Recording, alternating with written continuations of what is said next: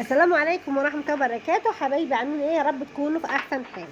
النهارده ان شاء الله هنتكلم على حبة في التخسيس، حاجة ولا في الخيال، حاجة روعة بجد، حاجة كويسة خالص. حاجة اولا هي مش للتخسيس بس، هي الحاجات كتير جدا، للسكر، للضغط، للكوليسترول، للروماتيزم، للقلب، للعظام. فيها فوائد كتير جدا، ومن ضمنها اللي احنا هنتكلم عليه النهارده موضوع التخسيس.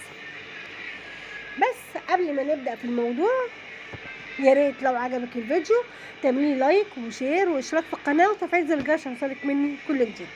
كمان عشان نبدأ، بسم الله الرحمن الرحيم، والصلاة والسلام على أشرف المرسلين سيدنا وحبيبنا محمد وعلى آله وصحبه أجمعين. إن شاء الله هنتكلم عليها النهاردة. هي دي حبة حب الرشاد.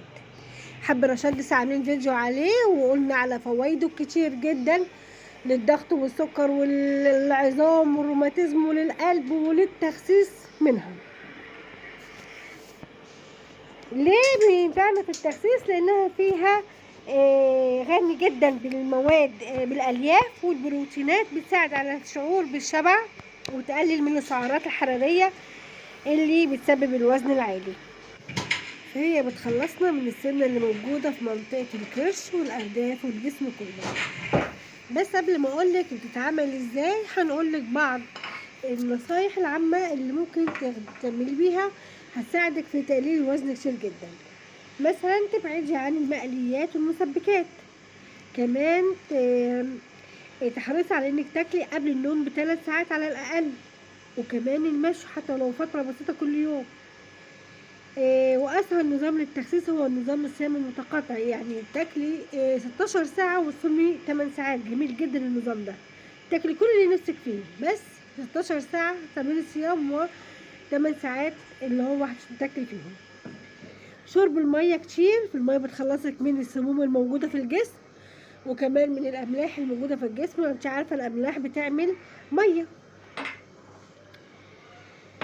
واخيرا استمري على الوزن دي فتره مش قليله، ان شاء الله هتديكي الوزن اللي انت عايزاه واللي انت تبقي راضيه عنه.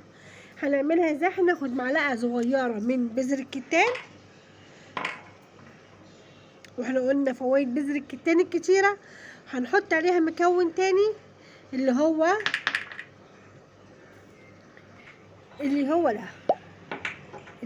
القرفه. القرفه برضو بتساعد في حرق الدهون اللي في الجسم، بتدي شعور بالامتلاء والشبع، وكمان بتحرق الدهون الموجوده في الجسم بشكل كامل، يعني في كل حته في الجسم، في البطن، في الارداف، في الجسم كامل. وكمان فوائدها لا تعد ولا تحصى. ان شاء الله نعمله فيديو لوحده عن القرفه. هنحط عليهم يعني نص معلقه قرفه ومعلقه صغيره من حب الرشاد. هنحط عليهم ميه مغليه، هتقلبيها وبعد كده نغطيها لمده 10 دقايق، وهتشربيها. نشربها للتخسيس مرتين في اليوم، مره على الريق ومره قبل النوم. مره على الريق قبل الفطار ومره قبل النوم. هتشربيها، هتساعدك على النوم وهتعمل على حرق الدهون وانتي نايمه بالليل. كده يبقى لمينا الموضوع كله. اهم حاجه تنتظمي عليها، وقبل ده كله لازم تعملي سيرش على فيتامينات او فوائد عفوا حب الرشاد والقرفه قبل ما تاخديها، وتسالي الدكتور بتاعك برضو زياده في الاطمئنان. كده خلصنا الفيديو بتاعنا، يا رب يعجبك وينور رضاكي، ونشوفكم على خير باذن الله.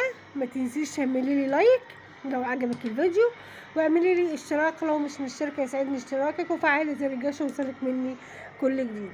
شكرا والسلام عليكم ورحمه الله وبركاته. في امان الله.